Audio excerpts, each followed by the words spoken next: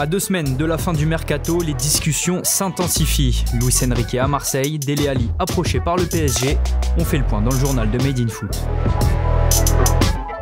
L'OM tient sans doute son grand attaquant. Considéré comme un espoir brésilien, Luis Enrique est sur le point de rejoindre l'équipe d'André Villas-Boas. Marseille devrait débourser une somme d'environ 12 millions d'euros pour faire signer l'attaquant de Botafogo. Si quelques détails restent encore à régler, Luis Enrique, 18 ans seulement, doit s'engager dans la semaine pour un contrat de 5 ans. Selon l'équipe, sa visite médicale serait même prévue dès jeudi.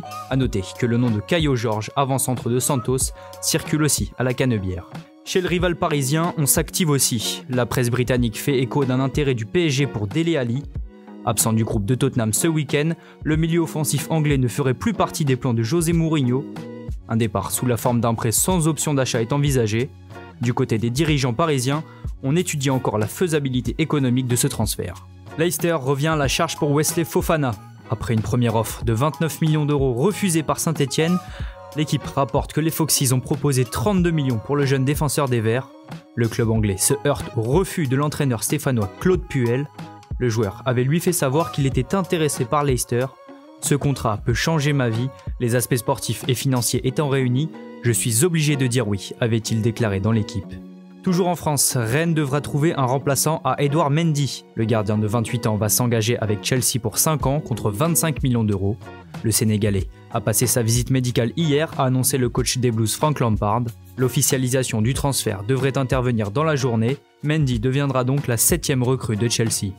Monaco est tout proche de faire signer Florentino Luis. Ce matin, Abola annonce que le milieu de terrain défensif de Benfica devrait débarquer en principauté.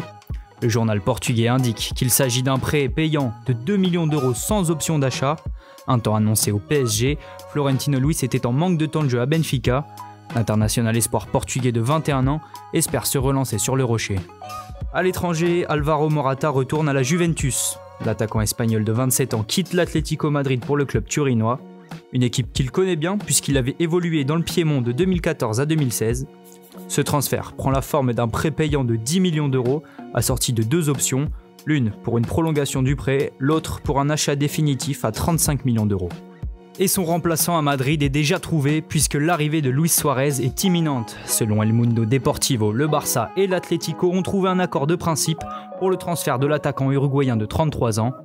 A noter que Suarez n'arrivera finalement pas libre, il y aura bien une indemnité de transfert en contrepartie, mais celle-ci n'a pas encore été communiquée. Autre officialisation, celle d'Arturo Vidal à l'Inter Milan.